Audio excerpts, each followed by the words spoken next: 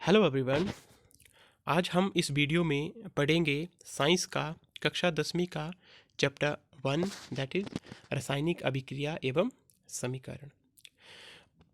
आज तक हमने 9 तक जितनी भी जो वो साइंस पढ़ी उसमें हमने भौतिक परिवर्तन पढ़े या रासायनिक परिवर्तन पढ़े, या उसमें हमने ये देखा कि ये जो है वो लोहे को जंग लगता है तो भूरा हो जाता है, ये जो है वो हमारी हवा के साथ या पानी के साथ अभिक्रिया करता है। हमने सिर्फ आज तक ये चीज़ें पढ़ी थी कि जो है वो ये क्या करता है, अभिक्रिया करता है और जो है वो रिएक्ट करता है।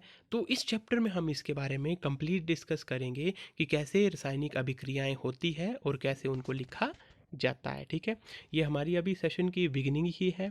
इसमें अगर आपको कुछ भी अगर कहीं भी डाउट होगा तो आपने मेरे को बताना है ताकि हम उसको दोबारा से जो है वो यहाँ पे रिपीट कर सकें। ठीक है जी, तो हम चैप्टर शुरू करेंगे। तो सबसे पहले हम कहाँ से शुरू करेंगे, तो पहला है हमारे रासायनिक अभिक्रियाएं। ये होती क्या है? ठीक है, रासायनिक अभिक्रियाएं क्या होती है? ऐसे परिवर्तन जिसमें नए गुणों वाले पदार्थों का निर्माण होता है उसे रासायनिक अभिक्रिया कहते हैं।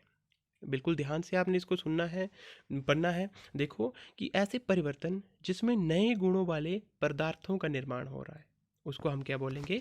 रासायनिक अभिक्रिया। देखो एग्जाम्पल से आपको बिल्कुल अंडरस्टूड हो जाएगा। तो देखो हाइड्रोजन, जैसे आज तक हमने पढ़ा है कि हाइड्रोजन किसके साथ अभिक्रिया करता है?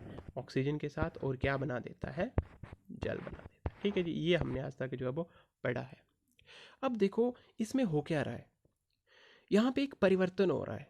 कैसे? जिसमें हाइड्रोजन और ऑक्सीजन जो है वो आपस में मिल रहे हैं और एक नए गुणों वाली चीज़ बना रहे हैं जो कि क्या है? जल है। ठीक है, दोनों हाइड्रोजन ऑक्सीजन दोनों क्या है? गैसेस है। दोनों जो है वो ज्वलनशील है। ठीक है, लेकिन इसके विपरीत जो नया पदार्थ बना जिसके गुण क्या है? वो आग बुझाने के काम आता है, ना कि जलने के। तो ठीक है, इस एग्जाम्पल से आपको क्या क्लेरिफाई हो जाएगा कि रासायनिक अभिक्रिया में जो नया पदार्थ बनेगा उसके जो गुण होंगे वो जो जिससे वो बनेगा उससे क्या होंगे? बिल्कुल नए गुण जो है वो उसके होंगे। ठीक है, तो अब एक रासायनिक अभिक्रिया में दो चीज़ें होती हैं, इसको भी आपने बड़े ध्यान से देखना है। एक अभिकारक और दूसरा उत्पाद, इसी से हम अंडरस्टूड कर लेंगे। तो ऐसे पदार्थ जो किसी रासायनिक अभिक्रिया में हिस्सा लेते हैं उन्हें हम क्या कहते हैं? अभिकारक कहते हैं। ये रासायनिक अभिक्रिया का एक एग्जाम्पल मैंने आपको दिया। इसमें जो हाइड्रोजन और ऑक्सीजन है ये क्या कर रहे हैं? एक रासायनिक समीकरण में हिस्सा ले रहे हैं, भाग ले रहे हैं, तो इसको हम क्या बोलेंगे? अभिकारक बोलेंगे। जो किस साइड लिखे जाते हैं? हमेशा लेफ्ट हैंड साइड जो है वो लिखे जाते हैं। अब ऐसे पदार्थ जिनका निर्माण रासायनिक अभिक्रिया में होता है, जो एक रासायनिक अभिक्रिया में बनते हैं, जिनको तीर के राइट साइड लिखा जाता है, उनको हम क्या बोलते हैं? उत्पाद। तो यहाँ पे जल क्या है? उत्पाद है। तो ठीक है, यहाँ से ये बिल्कुल हमें अंडरस्टूड हो रहा है कि अभिकारक वहाँ क्या होते हैं? जो रासायनिक अभिक्रिया में भाग लेते हैं। उत्पाद जो रासायनिक अभिक्रिया में बनते हैं। ठीक है जी, इसके बाद हम डिस्कस करेंगे, उदाहरण देखेंगे थोड़े से इसके रासायनिक अभिक्रिया के। भोजन का पाचन या श्वसन में आपको पता है श्वसन में कैसे जो है वो हमने देखा था, जो है वो हमारा जो भोजन है वो कैसे ऑक्सीजन के साथ अभिक्रिया करके टूटता है। लोहे को जंग लगना, या मैग्नीशियम पीते का जलना, या दही का बनना। ठीक है, ये सब किसके उदाहरण हैं? रासायनिक अभिक्रिया के। इसके बाद रासायनिक अभिक्रिया के क्या क्या प्रेक्षण है, ये बिल्कुल जो अब हम आगे जैसे जैसे आएंगे डिस्कस करेंगे। अवस्था में परिवर्तन होता है, ठोस, द्रव, गैस। ठीक है, रंग में परिवर्तन हो सकता है, तापमान में परिवर्तन हो सकता है, और किसी गैस का उत्सर्जन, किसी कोई गैस की निकासी हो सकती है। ठीक है, अब नेक्स्ट है हमारा कि रासायनिक परिवर्तन को प्रदर्शित कैसे कर सकते हैं हम? एक रासायनिक जो परिवर्तन हो रहा है उसको प्रदर्शित कैसे करते हैं? ठीक है, आज तक हमने क्या पढ़ा? शब्द समीकरण तो हमने पढ़े थे, 8th में भी पढ़े थे, 9th में भी पढ़े थे। कैसे? देखो फॉर एग्जांपल यहाँ पे जिंक है, किसके साथ अभिक्रिया कर रहा है? सल्फ्यूरिक अम्ल। देखो इनको मैंने लेफ्ट हैंड साइड यहाँ पे लिखा है, तो ये क्या है? अभिकारक है। ठीक है, अब जिंक प्लस सल्फ्यूरिक अम्ल आपस में अभिक्रिया करके क्या बना रहे हैं? जिंक सल्फेट, और कौन सी गैस का उत्सर्जन हो रहा है? हाइड्रोजन गैस का उत्सर्जन हो रहा है। तो ये जो मैंने लेफ्ट हैंड साइड लिखी है, जो इस रासायनिक अभिक्रिया में जो वो भाग कौन कौन ले रहे हैं? एक जिंक और एक सल्फ्यूरिक अम्ल, तो इनको हम क्या बोलेंगे? अभिकारक। और उत्पाद किस किस चीज़ का हो रहा है? जिंक सल्फेट और हाइड्रोजन, तो ये क्या है? यहाँ पे उत्पाद है। तो अब इसको रासायनिक समीकरण हम कैसे लिखेंगे? रासायनिक समीकरण में क्या इस्तेमाल किया जाता है? तत्वों के प्रतीकों का इस्तेमाल किया जाता है। ठीक है, फॉर एग्जांपल अब जिंक को कैसे लिखते हैं, Zn। पिछले साल भी मैंने आपको बताया था, जब भी किसी तत्व का प्रतीक लिखते हैं तो पहला जो अक्षर होता है वो हमेशा क्या होता है, कैपिटल होता है, और दूसरा अक्षर हमेशा छोटा होता है। तो जिंक Zn, वैसे ही क्लोरीन C बड़ा और L छोटा लिखा जाता है। ठीक है, जिंक प्लस H2SO4 सल्फ्यूरिक अम्ल का फॉर्मूला क्या बन गया, zinc sulphate ZnSO4 plus H2O, hydrogen gas जो वो इवॉल्व हो रही है। ठीक है, तो ये क्या है, एक रासायनिक समीकरण है। ठीक है, इसके बाद हम देखेंगे कि रासायनिक समीकरण की डिफाइन कैसे कर सकते हैं। रासायनिक समीकरण, रासायनिक अभिक्रिया रासायनिक समीकरण द्वारा निरूपित की जाती है। शॉर्ट में अगर सिंपल में मैं आपको बोलूं कि जिसके द्वारा हम एक रासायनिक अभिक्रिया को प्रदर्शित करते हैं, निरूपित करते हैं, उसको हम क्या बोलते हैं, रासायनिक समीकरण कहते हैं। ठीक है, जैसे अभी मैंने बताया कि जिंक प्लस सल्फ्यूरिक अम्ल जो है वो आपस में मिल रहे हैं, इसको हमने प्रतीकों में दर्शाने या उनकी जो अवस्था के रूप में दिखाएं, भौतिक अवस्था के साथ जब लिखे जाएगा तो उसको हम क्या बोलेंगे, रासायनिक समीकरण। तो रासायनिक समीकरण जो है वो रासायनिक अभिक्रिया को प्रदर्शित करने का एक तरीका है। ठीक है, रासायनिक समीकरण में तत्वों के प्रतीक या अभिकारक और उत्पादों के रासायनिक सूत्र उनकी भौतिक अवस्था के साथ लिखे जाते हैं। मैंने पहले ही कहा, रासायनिक समीकरण में जो तत्व जो होते हैं उनके प्रतीक लिखे जाते हैं, या अभिकारक या उत्पाद जो होते हैं उनके फॉर्मूले जो इस्तेमाल किए जाते हैं विद उनकी भौतिक अवस्था के साथ। अब एक रासायनिक अभिक्रिया में आवश्यक परिस्थितियां क्या है, जो जरूरी चीज़ें हैं वो है ताप, दाब, उत्प्रेरक आदि को तीर के निशान के ऊपर या नीचे दर्शाया जाता है। ठीक है, अब यहाँ पे एक नई चीज़, जैसे तापमान तो आपने पढ़ते हैं, दाब भी आप पढ़ते हैं, उसके बाद क्या है, उत्प्रेरक क्या चीज़ है। तो उत्प्रेरक में अगर आपको बताऊँ तो उत्प्रेरक जो वो ऐसे पदार्थ होते हैं जो एक रासायनिक समीकरण में भाग तो लेते हैं लेकिन वो इन्वॉल्व नहीं होते, उसको अभिक्रिया नहीं करते हैं, वो सिर्फ एक जो हमारी अभिक्रिया है उसको जो है वो जल्दी करने में सहायता करते हैं, खुद वो उसमें पार्टिसिपेट नहीं करते हैं। ठीक है, जैसे मोलिब्डेनम या हम निकल का इस्तेमाल करते हैं, आगे हम जब पढ़ेंगे तो उसमें हम देखेंगे। ठीक है, अब है रासायनिक अभिक्रिया को संतुलित करना। ठीक है, दो प्रकार की रासायनिक अभिक्रिया है, संतुलित रासायनिक अभिक्रिया और दूसरी यहाँ पे लिखी नहीं है मैंने, वो है कंकाली। आपने ये इसमें दोनों में आपने याद रखनी है, कंकाली रासायनिक अभिक्रिया, एक है संतुलित रासायनिक अभिक्रिया और दूसरी है कंकाली रासायनिक अभिक्रिया। तो पिछले साल हमने एक जो वो लॉ पढ़ा था, द्रव्यमान संरक्षण का नियम, जो क्या बताता था कि किसी भी रासायनिक अभिक्रिया में द्रव्यमान का ना तो निर्माण होता है ना ही विनाश होता है। इसका बोलने का मतलब क्या है, जब भी एक रासायनिक अभिक्रिया होगी उसमें द्रव्यमान ना तो बनेगा ना ही उसमें उसका कोई जो है वो हम उसको तोड़ पाएंगे, उसको डिस्ट्रॉय कर पाएंगे, वो क्या रहेगा, अभिकारक उत्पाद में क्या रहेगा, सेम रहेगा। ठीक है, तो एक रासायनिक अभिक्रिया में हमें क्या करना पड़ता है, उत्पाद में परमाणु की संख्या और अभिकारक में परमाणु की संख्या क्या होनी चाहिए, बराबर होनी चाहिए। अगर उत्पाद और अभिकारक के परमाणु की संख्या एक समान नहीं होगी तो उसको हम संतुलित रासायनिक अभिक्रिया नहीं कहेंगे, उसको हम क्या बोलेंगे, कंकाली रासायनिक अभिक्रिया। ऐसी रासायनिक अभिक्रिया जिसमें उत्प्रेरक और उत्पाद जो है वो उसके जो परमाणु है उनकी संख्या जो है वो अलग अलग होगी, उसको क्या बोलेंगे, कंकाली रासायनिक अभिक्रिया। और एक द्रव्यमान संरक्षण के नियम के अनुसार हमें एक रासायनिक अभिक्रिया को संतुलित करना आवश्यक होता है, और जिस विधि के द्वारा यहाँ पे हम देखेंगे उस विधि को हम क्या बोलते हैं, हिट एंड ट्रायल मेथड। किस विधि द्वारा उसको संतुलित किया जाता है, हिट एंड ट्रायल मेथड। तो अब हम ये डिटेल में देखेंगे कि कैसे एक रासायनिक अभिक्रिया को क्या किया जाता है, संतुलित किया जाता है। ठीक है जी, तो पहला चरण, सबसे पहला चरण हम इसमें देखेंगे। तो पहला चरण क्या है, रासायनिक समीकरण लिखकर प्रत्येक सूत्र के चारों ओर बॉक्स बना दीजिए।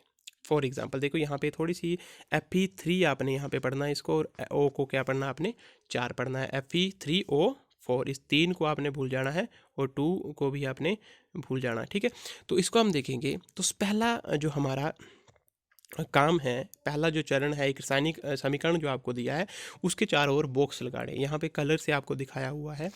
तो जैसे आयरन है, इसके चारों ओर बॉक्स बना दीजिए, H2 के चारों ओर बॉक्स, Fe3O4 के चारों ओर बॉक्स और H2 के चारों ओर बॉक्स बना दीजिए। ठीक है जी।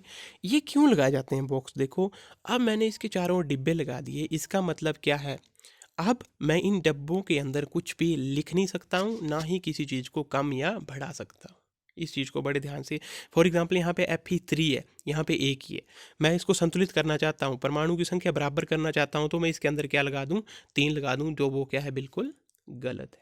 ठीक है, तो इस बॉक्स के अंदर कुछ भी परिवर्तन नहीं किया जाता है। पहला यही है कि जो भी आपको रासायनिक समीकरण दिया हुआ है उसको आपने क्या करना है, लिखो, उसके चारों ओर क्या लगा दो, डब्बे बना दो, और उन डब्बों के अंदर आप कुछ भी नहीं कर पाओगे। दूसरा, समीकरण में उपस्थित विभिन्न तत्वों के परमाणु की संख्या नोट कीजिए। अब आपने करना कुछ नहीं, जो अभिकारक आपको दिए हैं, ठीक है, ये Fe और H2O क्या है, आपके अभिकारक हैं। ठीक है, Fe जो वो ये दोनों आपके अभिकारक हैं, ये आपके क्या है, उत्पाद है। ठीक है, तो इनको आपने क्या करना है, इनको आपने क्या करना है, इनके आपने एक नीचे लेफ्ट हैंड साइड और राइट हैंड साइड इनके परमाणु की संख्या लिखनी है। ठीक है, अभिकारकों में परमाणु की संख्या, आयरन Fe कितने हैं? देखो, Fe के साथ कुछ नहीं लगा है, ना आगे लगा है ना इसके पैरों में लगा है, तो मतलब Fe कितने यहाँ पे हमारे पास एक ही है। ठीक है जी, हो गया। H2O, H के पैरों में है 2, मतलब हाइड्रोजन कितने हमारे पास यहाँ पे, 2, लिख लीजिए, लिख लिया। उसके बाद ऑक्सीजन O एक ही है, तो इसको हम लिख लेंगे 1। Fe3, F कितने हैं यहाँ पे, आप कितने हैं, 3, और O के पैरों में देखो 4 है, यहाँ पे 3 है, मैंने 4 करेक्ट किया इसको, तो ये O कितने हो गए यहाँ पे, 4, और H के पाँव में 2 है, तो हाइड्रोजन कितने हमारे, 2 है। तो हिट एंड ट्रायल विधि के द्वारा हम इसको समीकरण को संतुलित कर रहे हैं। पहला स्टेप क्या था, चारों ओर बॉक्स लगाइए, बॉक्स के अंदर बिल्कुल भी टच नहीं करना है। दूसरे स्टेप में आपने क्या करना है, अभिकारकों के परमाणु की संख्या लेफ्ट हैंड साइड लिख लो, बीच में लाइन लगा के दूसरी तरफ राइट हैंड साइड का लिखेंगे अभिकारकों के परमाणु की संख्या। ठीक है जी, अब हम आगे जाएंगे।